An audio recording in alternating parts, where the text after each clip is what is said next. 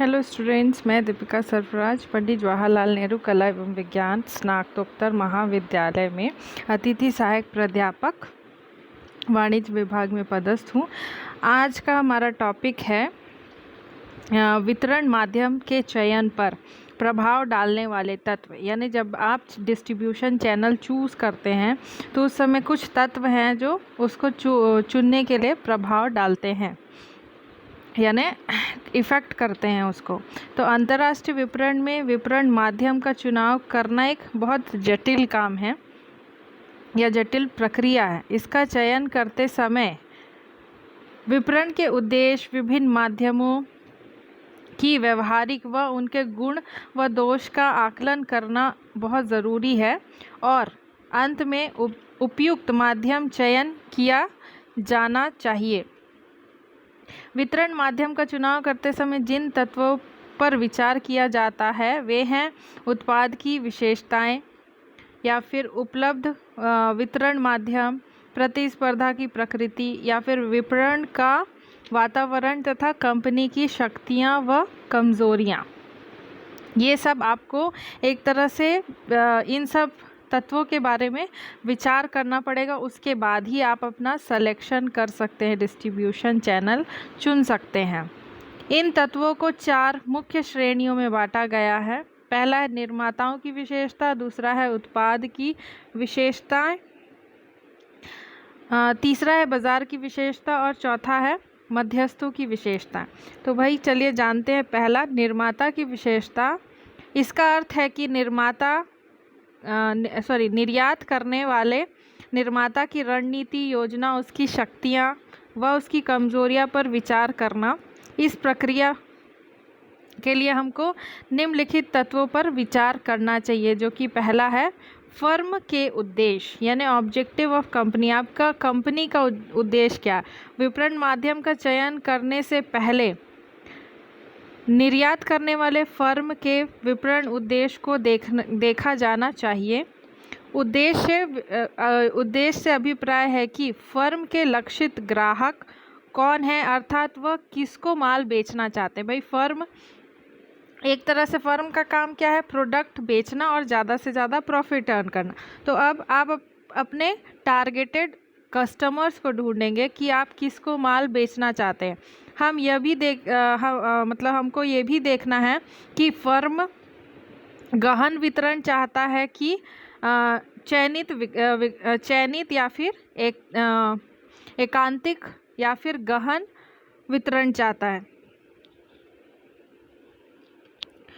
हम लोग को ये देखना है कि आपका डिस्ट्रीब्यूशन कैसा होना चाहिए। किसी पर्टिकुलर सेलेक्टिव पर्सन्स को ही देना है या सेलेक्टिव ग्राहकों की देना है, या कुछ एक्सक्लूसिव लोग को देना है, या फिर कुछ इंसेंटिव वितरण करना है। आपको वितरण किस टाइप का है ये आपको देखना है। अगर गहन वितरण में पूरा बाज़ार में माल वितरित किया जाता है, यानी गहन में सारे मार्केट को आपको टारगेट करना एक तरह से, जिसके लिए विस्तृत विवरण ढांचे की आवश्यकता होती है। और अगर सेलेक्टिव है तो माल कुछ प्रतिष्ठित अथवा सम्मानित दुकानों के ज़रिए बेचा जाता है, और एकांतिक वितरण में कुछ चुने हुए एकाधिकार प्राप्त माध्यमों के ज़रिए वितरण किया जाता है। फर्म के उद्देश्य में यह भी सम्मिलित है कि ग्राहक को किसी प्रकार की सेवा प्रदान की जाए, किसी भी प्रकार की सेवा प्रदान की जानी है। आदेश मिलने पर कितनी अवधि के अंदर माल की डिलीवरी दी जाएगी। मतलब आपका फर्म का उद्देश्य ये सब देखना है कि आप किसको प्रोडक्ट बेचना चाहते हो, कैसे कस्टमर को बेचना चाहते हो। उस हिसाब से आप अपना डिस्ट्रीब्यूशन चैनल डिसाइड करते हैं। दूसरा है फर्म का आकार या वित्तीय साधन। एक सशक्त वित्तीय साधन वाली या बड़े आकार की फर्म प्रत्यक्ष वितरण माध्यम अपना सकती है। ऐसे फर्म को ऐसे माध्यम की आवश्यकता नहीं होती जो उसका माल बेचने के लिए भंडारण, विवरण व विक्रय संवर्धन की व्यवस्था भी करें। ऐसे कार्य बड़े बड़े फर्म तो स्वयं कर लेते हैं, परंतु एक छोटे निर्यात जिसका निर्यात सीमित है प्रत्यक्ष विवरण माध्यम स्थापित नहीं कर सकते, उसे तो अप्रत्यक्ष माध्यम पर निर्भर होना रहता है। भाई अब डिपेंड करता है आपका फर्म का साइज़ क्या है और आपकी फाइनेंशियल स्टेटस क्या है, या आपके पास कितना साधन है। अगर आपका संसाधन है, अगर आपके पास संसाधन अपार मात्रा में है तो आप क्या है, हर चीज़ खुद मैनेज कर सकते हो। बेचने के लिए भंडारण, परिवहन या फिर सेल्स प्रमोशन, सारा काम आप कर सकते हो। लेकिन छोटे फर्म वालों के पास सिर्फ और सिर्फ प्रोडक्शन लायक ही साधन है, या प्रोडक्शन लायक ही संसाधन है, उससे ज़्यादा वो नहीं कर सकते हैं। तो वो क्या चाहते हैं कि मीडिएटर्स के थ्रू वो अपने माल को बेच देते हैं, उसके बाद वो बाकी खर्चा करेंगे आपके सेल प्रमोशन से रिलेटेड, या फिर उसको रखने से रिलेटेड, या फिर उसकी परिवहन करने से, वहाँ ले जाने के लिए भी तो दिक्कत, आपके पास फंड नहीं है। तो इसलिए छोटे जो छोटे व्यापारी होते हैं या छोटे निर्यातक जो होते हैं वो क्या करते हैं, इनडायरेक्टली अपना प्रोडक्ट मार्केट में बेचते हैं। तीसरा है वितरण माध्यम पर नियंत्रण रखने की इच्छा। यदि निर्यातक फर्म मध्यस्थियों के ऊपर मूल्य निर्धारण, स्टॉक स्तर, निर्वाह, विज्ञापन इत्यादि पर अपने नियंत्रण रखना चाहती है तो उसे प्रत्यक्ष विवरण व्यवस्था अपनानी होगी। अप्रत्यक्ष विवरण माध्यम पर इस प्रकार का नियंत्रण रखना संभव नहीं होता। अगर आपको अपने वितरण माध्यमों पर नियंत्रण करना है, यानी डिस्ट्रीब्यूशन चैनल पर एक तरह से कंट्रोल करना है, तो आपको डायरेक्ट चैनल चूज़ करना होगा, क्योंकि उसमें सारा पावर आपका है, आपका स्वामित्व है। सारे प्रोडक्ट्स जो है आपके नाम से बिकेंगे, आपका एजेंट बेचेगा तो भी वो आपको रिप्रेजेंट करेगा। लेकिन अप्रत्यक्ष रूप में क्या पढ़े थे हम कि उसमें क्या होता है, आप किसी मीडिएटर को बेच देते हो तो जिसको बेचे हो आप, उसका स्वामित्व, पूरा स्वामित्व उसका हो जाता है बेचने के बाद। तो उसके बाद वो अपने हिसाब से उस प्रोडक्ट को आगे बेचता है। तो इसीलिए इस जो है पूरा कंट्रोल डायरेक्ट में होता है, इनडायरेक्ट में नहीं। चौथा है फर्म की शक्तियाँ एवं कमज़ोरियाँ। वितरण माध्यम का चयन करते समय निर्माता को अपनी शक्तियों व कमज़ोरियाँ का आकलन भी करना चाहिए। एक पुरानी प्रतिष्ठित निर्माता जिसका बाज़ार में साख है आसानी से वितरण माध्यम ढूंढ सकती है, परंतु एक नए निर्यातक को इसमें कठिनाइयाँ हो सकती। भाई जो ऑलरेडी पहले से सेटल्ड है वो मार्केट के एजेंट्स भी रख सकता है या डायरेक्ट सेलिंग भी कर सकता है, लेकिन जो नए हैं उनको तो अभी मीडिएटर्स ढूंढने में भी टाइम लगेगा। कैसे मीडिएटर्स आपको चाहिए, यानी कैसे मध्यस्थ चाहिए, डिस्ट्रीब्यूशन कैसा चैनल आप चूज़ करेंगे, आपको डिसाइड करने में बहुत टाइम लगेगा। तो कोशिश करना चाहिए जो नए हैं वो डायरेक्ट सेल करें। एक बार जब आप मार्केट में पकड़ बना लें तब आप इनडायरेक्ट फॉर्म अपना सकते हैं। अदरवाइज़ आप में अगर उतनी शक्ति नहीं है, आपके में कमज़ोरियाँ हैं, या कहीं ना कहीं आप उतने स्टेबल नहीं हैं कि आप प्रोडक्शन अकेले कर सकते हैं, तो भी आप क्या है एक तरह से इनडायरेक्ट चूज़ कर सकते हैं, इनडायरेक्ट चैनल चूज़ कर सकते हैं।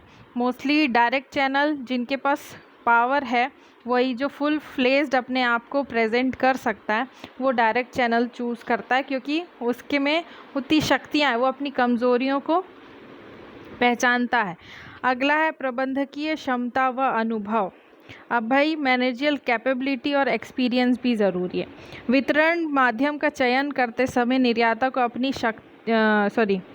यदि निर्माता के पास निर्यात कार्यविधि व औपचारिकताएं पूरी करने की प्रबंधकीय क्षमता व अनुभव या विदेशी बाज़ारों की जानकारी नहीं है तो अंतर्राष्ट्रीय विपणन के लिए अप्रत्यक्ष माध्यम पर निर्भर रहना ज़रूरी है। मतलब अगर आपके पास मैनेजमेंट क्षमता नहीं है या मैनेजमेंट करने का एक्सपीरियंस नहीं है, मैनेजरियल एक्सपीरियंस नहीं है आपके पास, तो आप इनडायरेक्ट अपनाइए। अगर आपके पास मैनेजियल एक्सपीरियंस है, आप कंट्रोल कर सकते हैं, आप निर्यातक को मैनेज कर सकते हैं, अपने रिप्रेजेंटेटिव को कंट्रोल कर सकते हैं, तो आप डायरेक्ट डिस्ट्रीब्यूशन चैनल चूज़ करते हैं। अब उत्पाद की विशेषता यानी प्रोडक्ट कंसिडरेशन, तो इसमें पहला आता है उत्पाद की नश्वरता यानी पेरिशेबिलिटी। यदि उत्पाद जल्दी गलने सड़ने वाला हो तो प्रत्यक्ष माध्यम प्रयोग करना आवश्यक होता है। भाई आपके सामान पे डिपेंड करता है, आपका सामान कितना पेरिशेबल है। अगर वो ज़्यादा दिन रह सकता है सप्लाई करने में, क्योंकि हम एक देश से दूसरे देश, वो डिस्टेंस मेंटेन करता है, डिस्टेंस मैटर करता है। अब और किस मीडियम से आप भेज रहे हैं तो उसमें कितना टाइम लगेगा, तो उसके लिए आपको अपने प्रोडक्ट की पेरिशेबिलिटी या फिर नश्वरता देखनी होगी कि वो कितने दिन तक सही सलामत रह सकता है, टिक सकता है। ट्रांसपोर्ट करते तक कितने दिन में वो ख़राब नहीं होगा, सड़ने गलने की अगर कोई दिक्कत नहीं है तो आप इनडायरेक्ट यूज़ कर सकते हैं। लेकिन अगर आपका प्रोडक्ट ज़्यादा दिन नहीं टिकता है तो आपको डायरेक्टली ही मैन्युफैक्चर से डायरेक्ट कस्टमर तक पहुंचाना होगा।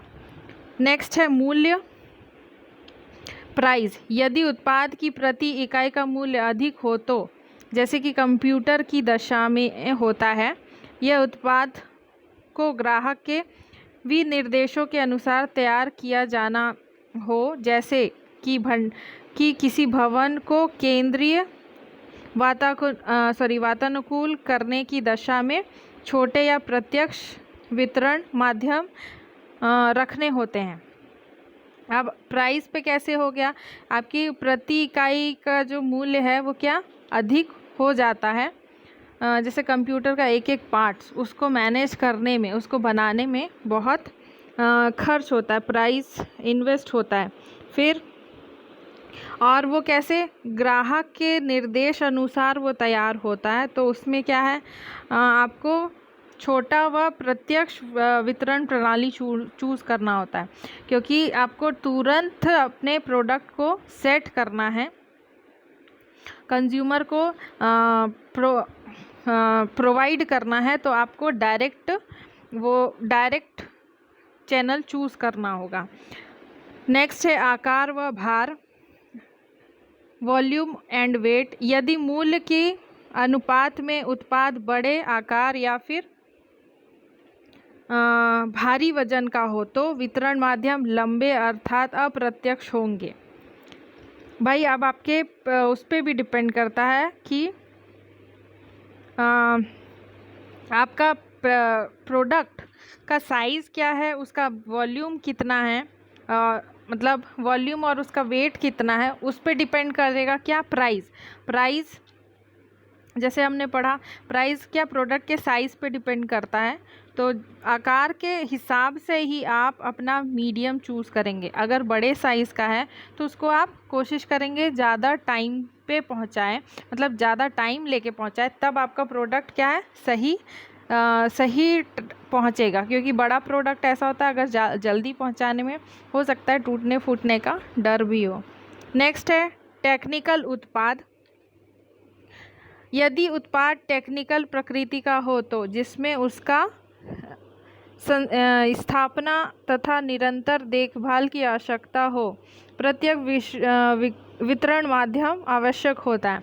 भाई जो टेक्निकल सामान होते हैं उसके लिए आपको क्या करना है, डायरेक्ट चैनल चूज़ करना है, क्योंकि उसका इंस्टॉलेशन और उसकी देखरेख की हमको ज़रूरत पड़ती है। तो प्रत्यक्ष रूप में अगर आपका जाएगा या फिर प्रत्यक्ष चैनल पे जाएगा प्रोडक्ट, तो क्या है वो जल्दी पहुंच रहा है कस्टमर के पास, डायरेक्ट पहुंच रहा है मैन्युफैक्चर से, फिर उसको इंस्टॉलेशन, फिर उसके बाद जो आफ्टर सेल सर्विस है, अगर कोई दिक्कत आई तो आफ्टर सेल सर्विस भी कौन ज़्यादा अच्छे से, जो मैन्युफैक्चर है वो प्रोवाइड कर सकता है, ना कि आपके जो मीडिएटर्स हैं वो, क्योंकि उसने प्रोडक्ट बनाया नहीं है, वो तो खुद दूसरे से ख़रीद के आपको बेच रहा है।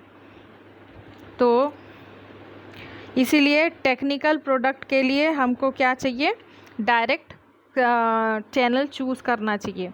तो थैंक यू, बी से बी हेल्दी, इसका सेकेंड पार्ट में हम जो दूसरा और बचा हुआ है उसको कंप्लीट करेंगे। Lastly, sorry for the mistakes.